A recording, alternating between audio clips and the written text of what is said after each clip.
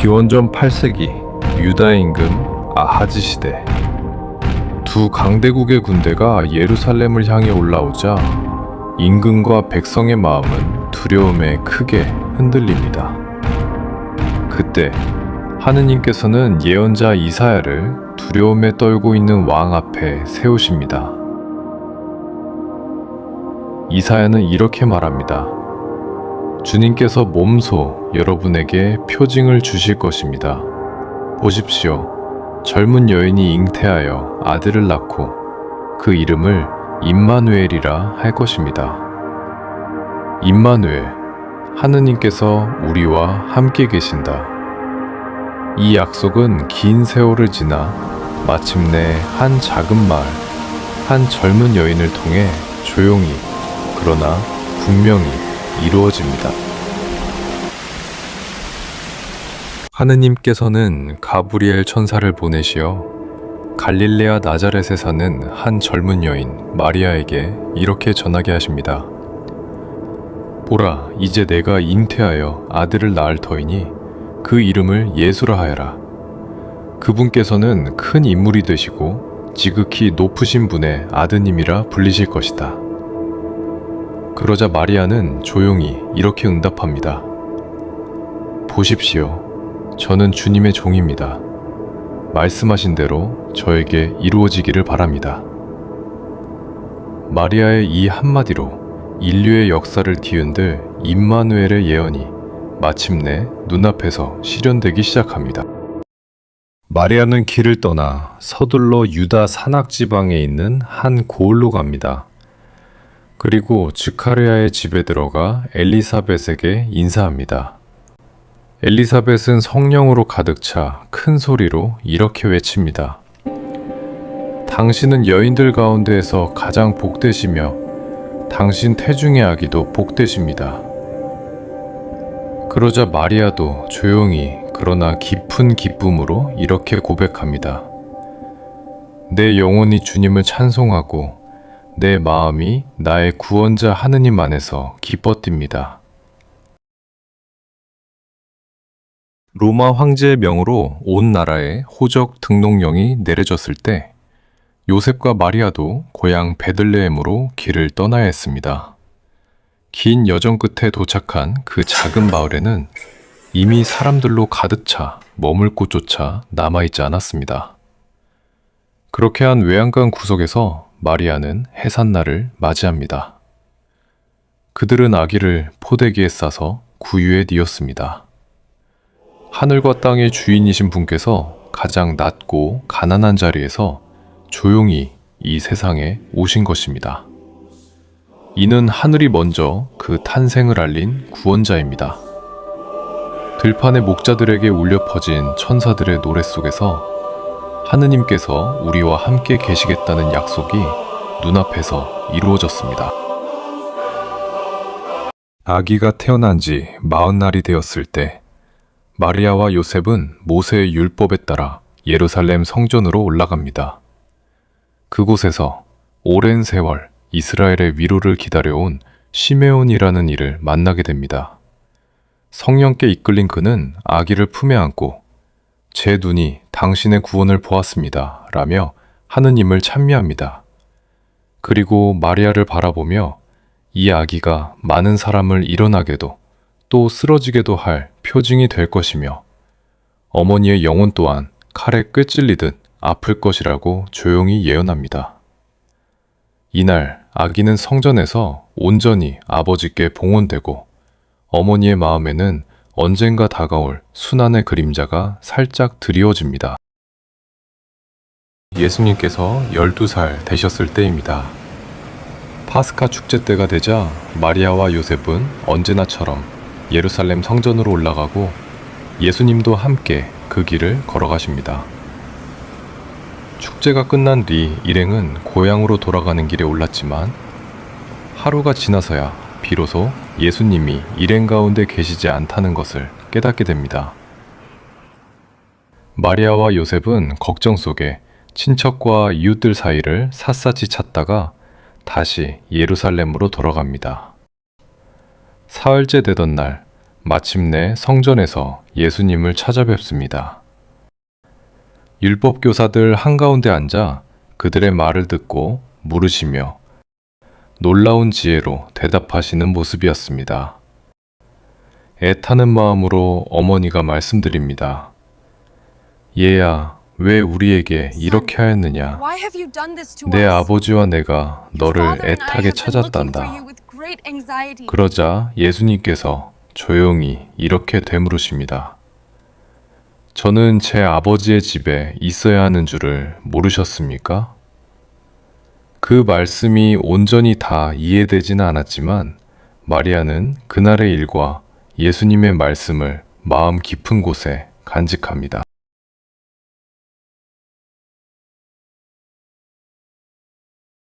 요르단 강가에 사람들이 하나둘 모여듭니다. 광야에서 회개의 세례를 전하던 요한에게 죄를 씻어달라며 줄을 서는 이들이 끝없이 이어집니다. 온 백성이 세례를 받은 뒤 예수님께서도 요한에게 나아가 세례를 받으십니다. 예수님께서 세례를 받으시고 기도하고 계실 때 하늘이 열리고 성령께서 비둘기 같은 모습으로 예수님 위에 내려옵니다. 그리고 하늘에서 음성이 들려옵니다. 이는 내가 사랑하는 아들, 내 마음에 드는 아들이다.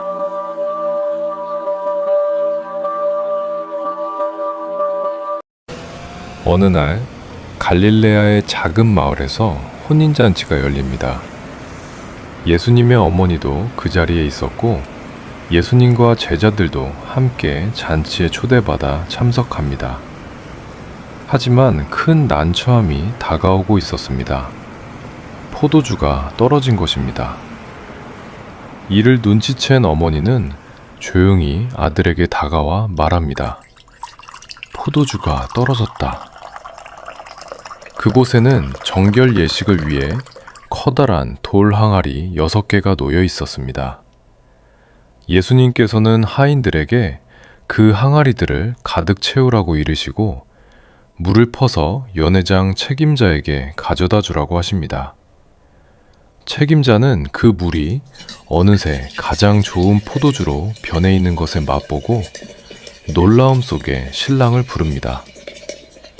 사람은 보통 먼저 좋은 포도주를 내놓다가 술이 돌면 못한 것을 내놓는데 그대는 지금까지 좋은 포도주를 남겨두었구려. 이렇게 갈릴레아 카나에서 첫 번째 표징이 일어났습니다. 갈릴레아 호숫가와 들판마다 사람들이 하나둘씩 그분을 따라 모여듭니다. 병든 이들, 가난한 이들, 마음에 짐을 진 이들까지 저마다의 사연을 안고 발걸음을 옮깁니다. 그분은 조용히 입을 여시어 이렇게 선포하십니다. 때가 차고 하느님의 나라가 가까이 왔다. 회개하고 이 기쁜 소식을 믿어라.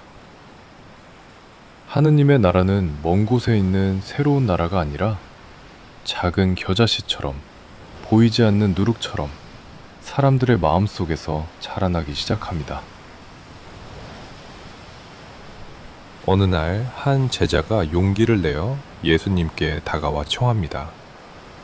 주님, 요한이 자기 제자들에게 기도하는 법을 가르쳐 준 것처럼 저희에게도 기도하는 것을 가르쳐 주십시오.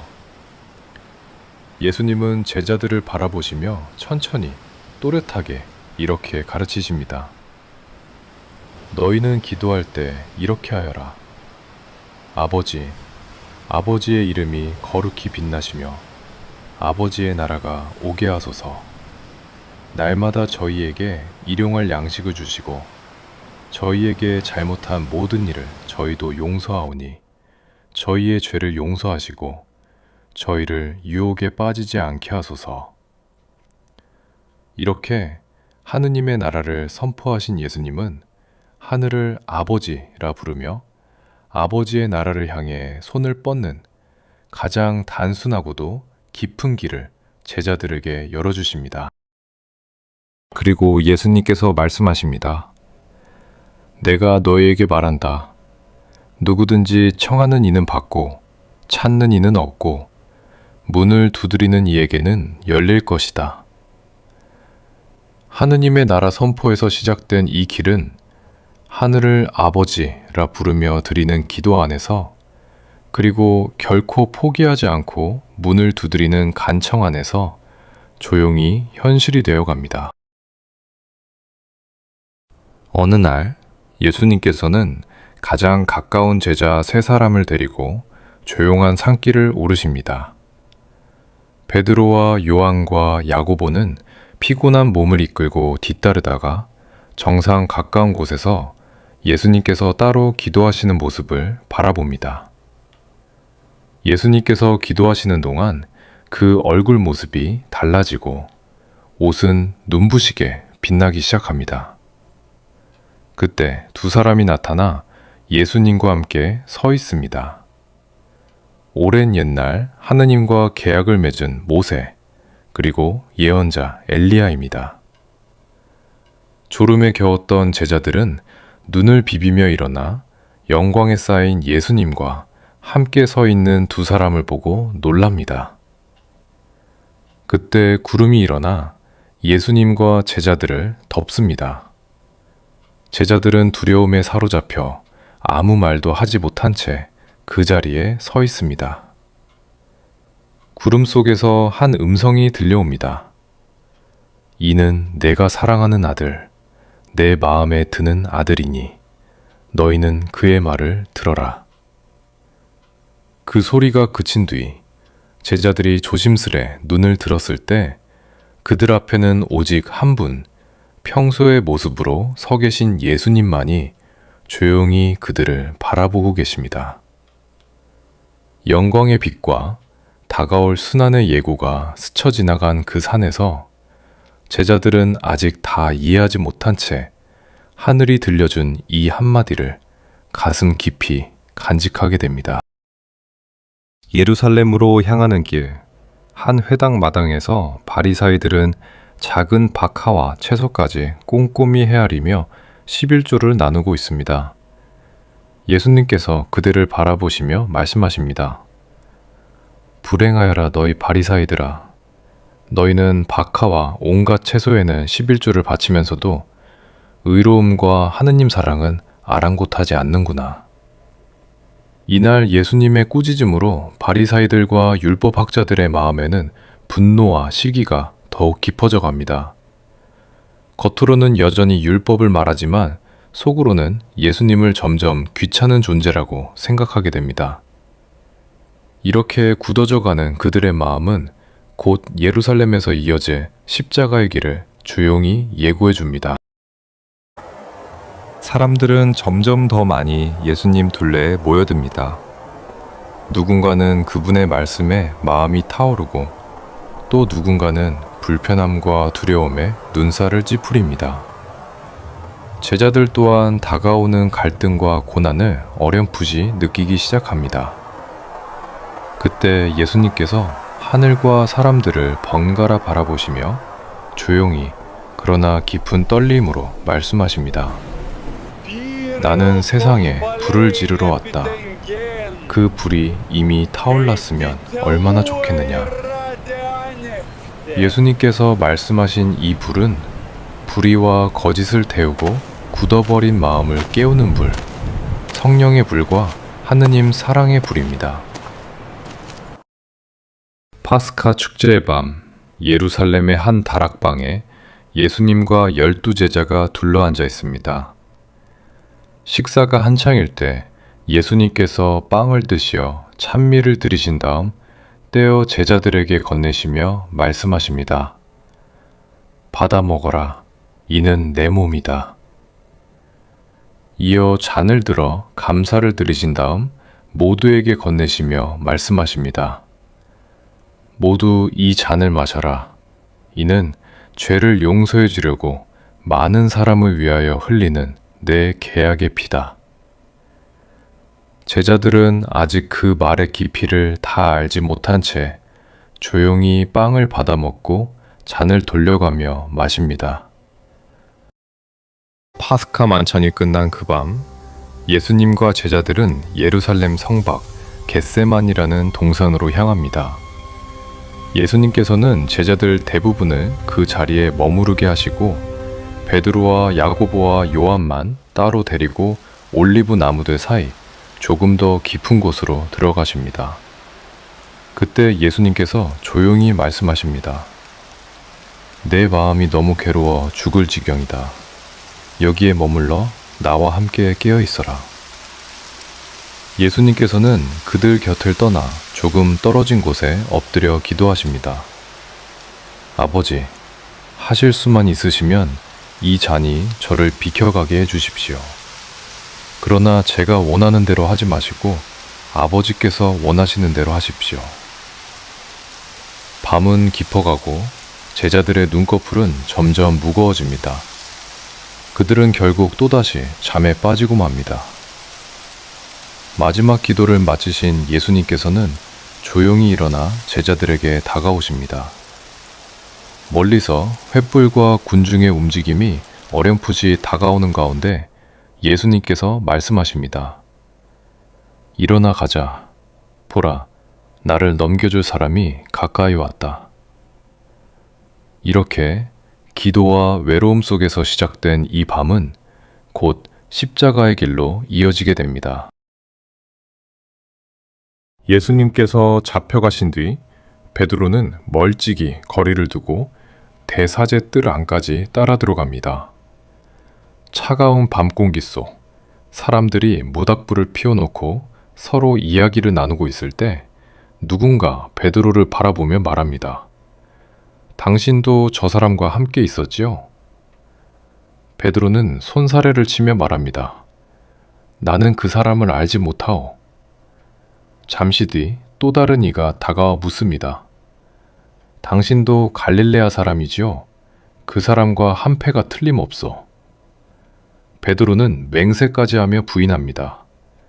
나는 그 사람을 알지 못하오. 조금 시간이 지나 다시 누군가가 단호하게 말합니다. 당신의 말씨를 들으면 분명 그들과 같은 사람이요. 그때 베드로는 거짓이면 벌을 받아도 좋다는 듯 거칠게 말하며 다시 부인합니다.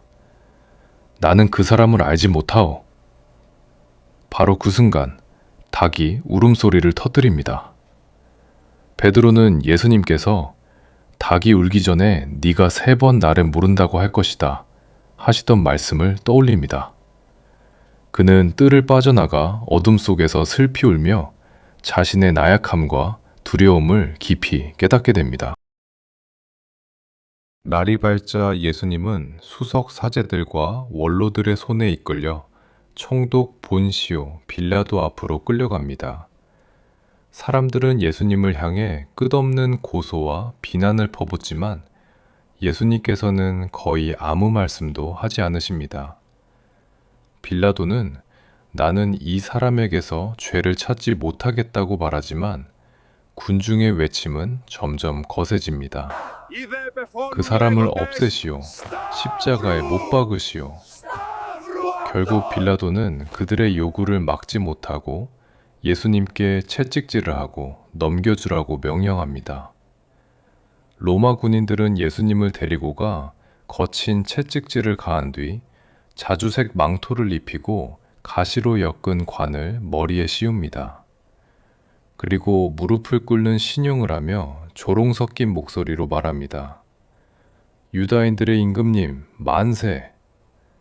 얼굴에는 침이 튀고 몸은 상처와 피로 얼룩졌지만 예수님께서는 거의 아무 말씀도 하지 않으신 채 조용히 그 모욕을 감당하고 서 계십니다.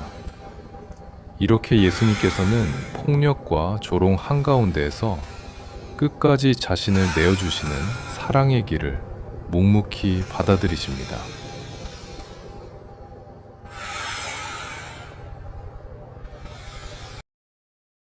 군사들은 예수님께 무거운 나무 십자가를 지우고 성박, 처형장, 골고타를 향해 행진을 시작합니다. 돌길 위로 발자국과 먼지가 뒤섞이고 사람들은 호기심과 조롱 어린 시선으로 그 행렬을 따라갑니다. 힘이 빠진 예수님께서는 몇 번이고 비틀거리며 넘어지십니다.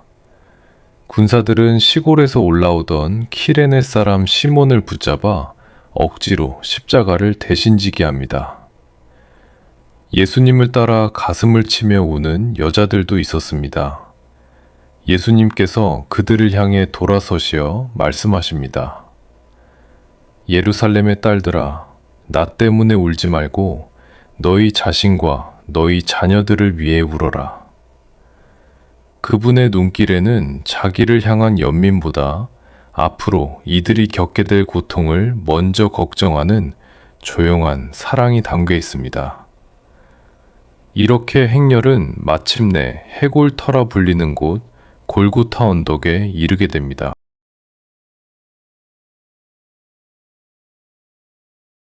골고타에 이르자 군사들은 예수님의 옷을 벗기고 십자가 위에 눕게 합니다. 무거운 새망치 소리와 함께 손과 발에 못이 박히고 십자가가 땅에서 들어 올려져 하늘과 땅 사이에 세워집니다. 예수님의 머리 위에는 유다인들의 임금이라는 죄명 패가 달립니다. 옆에는 두 죄수가 함께 매달려 있습니다. 사람들은 머리를 흔들며 모독합니다. 다른 이들은 구원하더니 자기 자신은 구원하지 못하는군. 사제들과 율법학자들도 비웃으며 말합니다. 지금 십자가에서 내려오시라지. 그러면 우리가 믿겠다. 그 모든 조롱과 고통 속에서 예수님께서 입을 여십니다. 아버지, 저들을 용서해 주십시오. 저들은 자기들이 무슨 일을 하는지 모릅니다. 옆에 매달린 죄수 하나는 끝까지 비아냥거리지만 다른 한 사람은 자신의 죄를 인정하며 조용히 청합니다. 선생님의 나라에 들어가실 때 저를 기억해 주십시오. 예수님께서 그에게 말씀하십니다. 오늘 너는 나와 함께 낙원에 있을 것이다. 정오가 되었을 때 온 땅에 어둠이 내려 오후 3시까지 계속됩니다. 성전 휘장은 위에서 아래까지 두 갈래로 찢어지고 대지는 흔들리며 사람들은 두려움에 사로잡힙니다. 오후 3시쯤 예수님께서 큰 소리로 부르짖으십니다. 엘리 엘리 레마 사박타니, 저의 하느님, 저의 하느님, 어찌하여 저를 버리셨습니까? 곁에 서 있던 이들 가운데 몇은 이 사람이 엘리야를 부르네 하며 웅성거립니다. 잠시 뒤 신 포도주를 적신 해면이 갈대 끝에 꽂혀 예수님의 입가로 올려집니다. 예수님께서는 마지막 한 모금을 입에 대신 뒤 조용히 말씀하십니다. 다 이루어졌다. 그리고 다시 큰 소리로 외치신 뒤 아버지, 제 영을 아버지 손에 맡깁니다. 머리를 숙이시며 숨을 거두십니다. 그 광경을 지켜보던 백인 대장은 일어난 모든 일을 보고 두려움에 사로잡혀 이렇게 고백합니다. 참으로 이분은 하느님의 아드님이셨다. 멀리서 지켜보던 이들의 마음속에는 설명할 수 없는 두려움과 깊은 침묵이 이어집니다.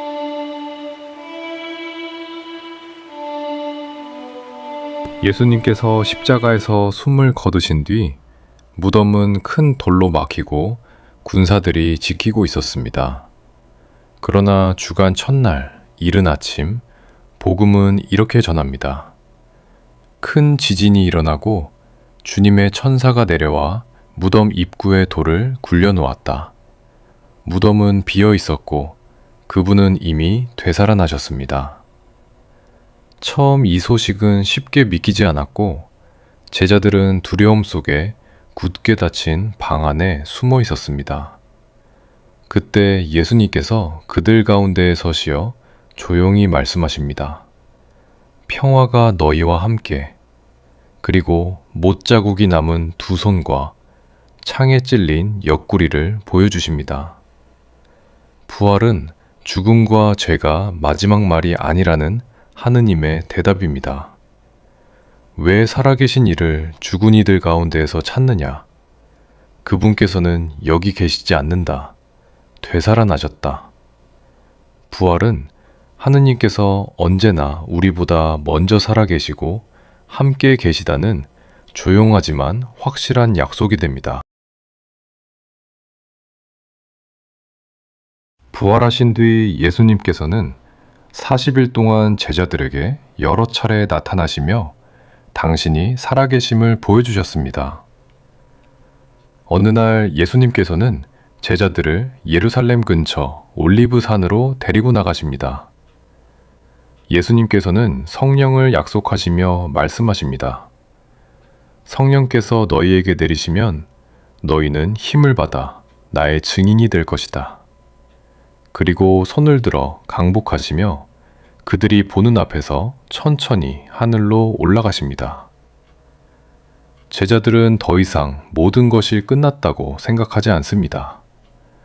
나는 세상 끝날까지 언제나 너희와 함께 있겠다는 약속을 믿으며 기쁨 속에 예루살렘으로 돌아가 한 마음으로 기도하기 시작합니다. 승천은 떠나심이 아니라 성령 안에서 시작되는 새로운 함께하심의 신비가 됩니다. 오순절날 제자들은 한 집에 함께 모여 조용히 기도하고 있었습니다. 그때 갑자기 하늘에서 거센 바람이 부는 듯한 소리가 나더니 앉아있던 온 집안이 그 소리로 가득 찹니다. 이윽고 작은 불길이 나타나 갈라지며 각 사람 위에 머무는 듯합니다. 제자들은 모두 성령으로 가득 차 성령께서 주시는 힘으로 담대히 복음을 선포하게 됩니다. 두려움에 숨어 지내던 제자들의 눈빛에는 점점 확신과 기쁨이 떠오릅니다. 성령께서 오신 이날 제자들은 더 이상 닫힌 방의 사람들이 아니라 복음을 위해 세상으로 나아가는 첫 증인들이 됩니다. 성령의 숨결 안에서 복음의 역사는 이렇게 시작되었습니다. 부활과 승천 그리고 성령 강림 이후에도 마리아는 제자들과 함께 머물며 아들의 말씀을 되새기며 조용히 살아갑니다. 세월이 흐르고 이 땅에서의 마지막 시간이 마리아에게도 다가옵니다. 제자들은 성모님의 임종을 곁에서 지켜보지만 토마스만은 그 자리에 함께하지 못합니다. 뒤늦게 도착한 토마스는 마리아의 시신만이라도 뵙고 싶어 무덤을 열어보지만 그 안은 이미 비어 있었습니다. 그때 제자들은 깨닫습니다. 주님께서 당신 어머니를 흙 속에서 썩도록 내버려 두지 않으시고 하늘로 불러 올리셨다는 것을. 성모 승천의 신비는 우리의 마지막도 흙으로만 끝나는 것이 아니라 하느님께로 향한 길 위에 있음을 조용히 일러줍니다. 사도의 시대가 지나고 교회는 박해와 시련, 또 새로운 시작을 지나오며 하늘을 더욱 깊이 바라보게 됩니다. 요한은 환시 안에서 태양을 입고 발밑에 달을 두고 머리에 12개의 별로 된 관을 쓴 한 여인의 모습을 보았다고 전합니다. 교회는 이 여인의 모습 안에서 이미 하늘에 들어 올려지신 예수님의 어머니 마리아를 바라봅니다. 예수님의 순환과 부활, 성령 강림의 순간까지 함께 지켜본 그분께 이제 부활하신 예수님께서 하늘나라에서 모후의 관을 씌워드립니다. 예수님께 모후관을 받으신 성모님은 하늘에서만 먼 존재로 머무르지 않고 예수님의 곁에서 우리를 위해 끊임없이 빌어주시는 모든 신자의 어머니, 하늘의 모후로 우리 곁에 서 계십니다.